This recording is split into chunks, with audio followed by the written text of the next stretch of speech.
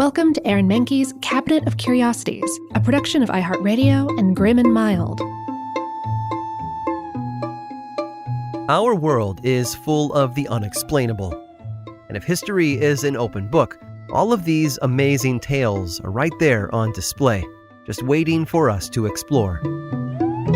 Welcome to the Cabinet of Curiosities.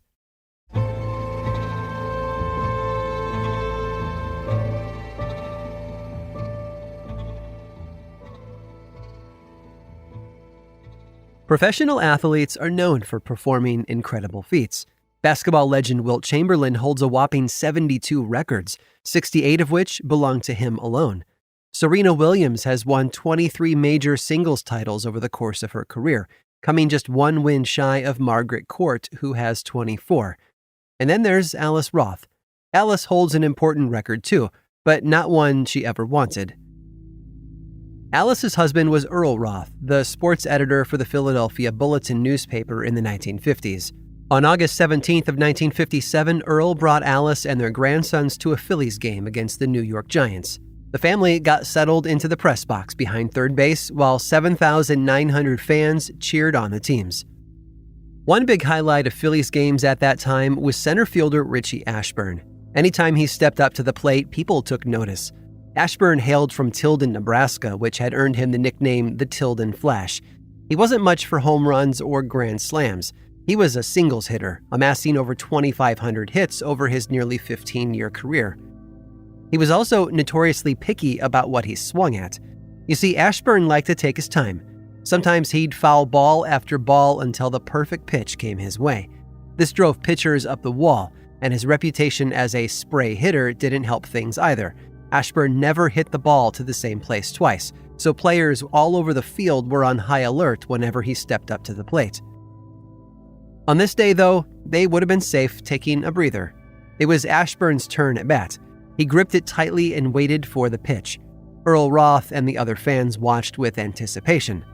The ball flew from the pitcher's fingertips toward home plate, Ashburn swung, and the ball went foul. Spectators followed its trajectory as it flew outside third base into the stands. They lunged, but it was all for nothing. One person was going to catch that foul ball that day, and her name was Alice Roth. There was just one problem. She caught it with her face. It's hard to say whether her attention was on one of her grandsons or she just didn't get out of the way fast enough, but the impact of the ball broke the woman's nose, forcing the game to come to a stop. She collapsed, bleeding from her nostrils, as stadium medical staff rushed to her side. They loaded her onto a stretcher as people looked on, well, all except her 8-year-old grandson, Preston.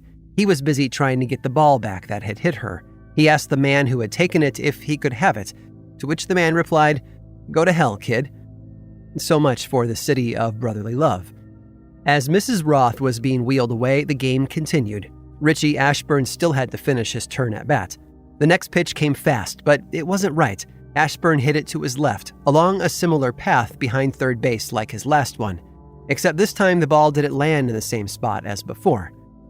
Sadly, this foul ball also found its way to Mrs. Roth, whacking her on the knee. Ashburn had now fouled 2 balls and broken 2 of poor Mrs. Roth's bones. They rushed her out of the stands before he could do any further damage. It all worked out in the end, though. The Phillies beat the Giants that day 3-1.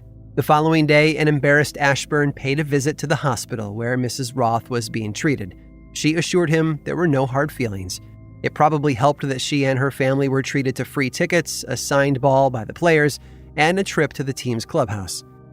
Of course, once the grandkids got used to the star treatment, they couldn't go back to watching the game like everyone else. One of Mrs. Roth's grandsons asked her if they could go to an Eagles game next. I suppose he just wanted to see what would happen if she got hit in the face with a football.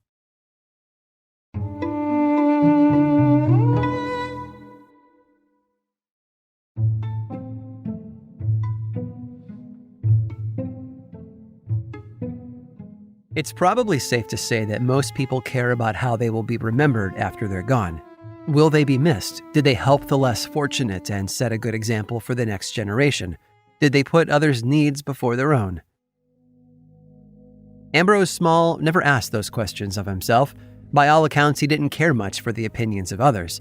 Born in Newmarket, Ontario, Canada in 1866, Small had, small beginnings.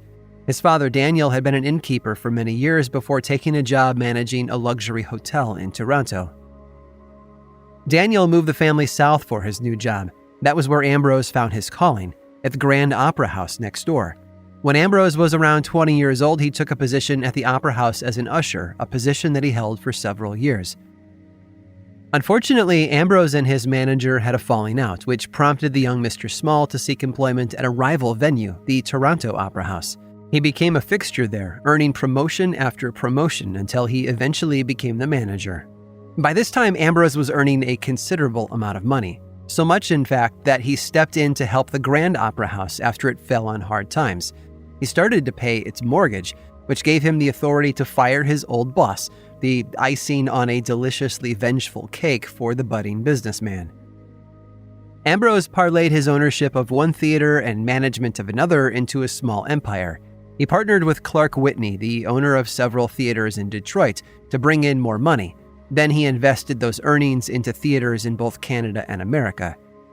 Ambrose Small was living large, with more than 30 theaters to his name. It probably helped that his wife Teresa had helped fund his rise up the ladder of success with family money of her own. Of course, as always, success brought its own complications. For one, Ambrose was a notorious gambler and philanderer.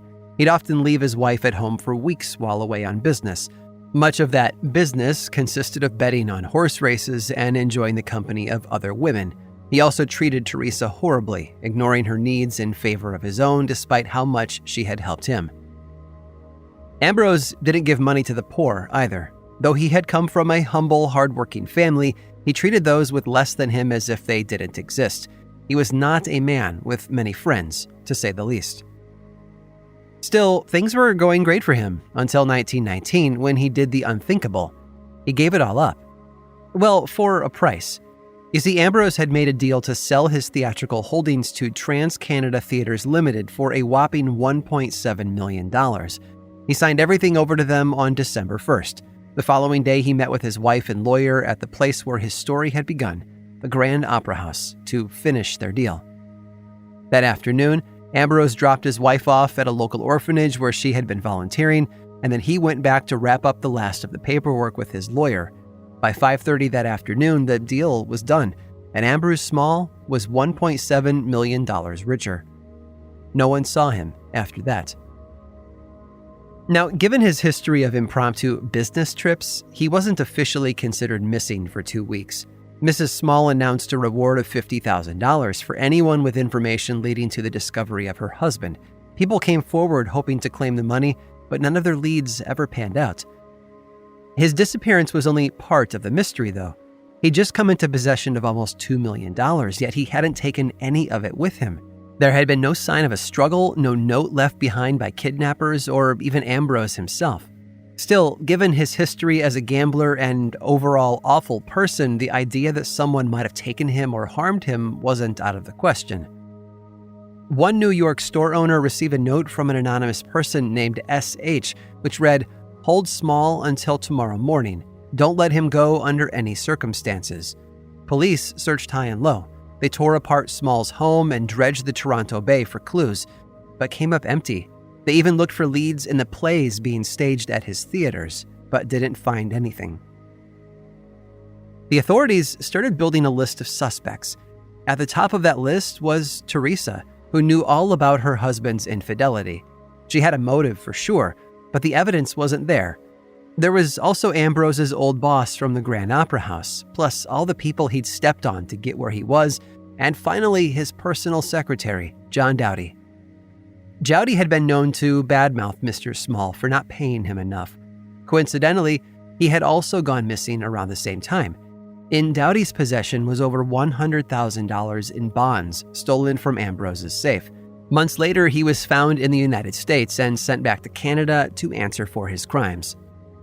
Doughty was not convicted for the disappearance of Ambrose Small, only for stealing the bonds. He claimed he was doing what his boss had asked him to do and only ran after Ambrose had disappeared. He served 6 years for his theft. The case of the missing tycoon became well known all over the world, with police departments in Canada and the United States all taking part in their own investigations. Even Sir Arthur Conan Doyle was consulted, but the Sherlock Holmes creator chose to abstain from conducting his own search for the missing man. Although Ambrose Small was officially declared dead in 1924, people never really stopped looking for him. Almost 2 decades since his first appearance, police and amateur detectives kept their eyes open for any sign of the elusive millionaire. Teresa Small passed away in October of 1935. 1 year later, Ambrose's sister Florence came forward with a letter written by someone named Reuter. It was a confession to the murder of Ambrose Small, detailing how his body had been disposed of. Reuter himself never came forward and was never found either. Ambrose Small was successful, powerful, and hated by almost everyone who knew him. A man who thrived on drama, both personally and professionally, and who understood the true meaning of the phrase, "You can't take it with you." I hope you've enjoyed today's guided tour of the Cabinet of Curiosities. Subscribe for free on Apple Podcasts or learn more about the show by visiting curiositiespodcast.com. This show was created by me, Aaron Mahnke, in partnership with How Stuff Works. I make another award-winning show called Lore, which is a podcast, book series, and television show, and you can learn all about it over at theworldoflore.com. And until next time, stay curious.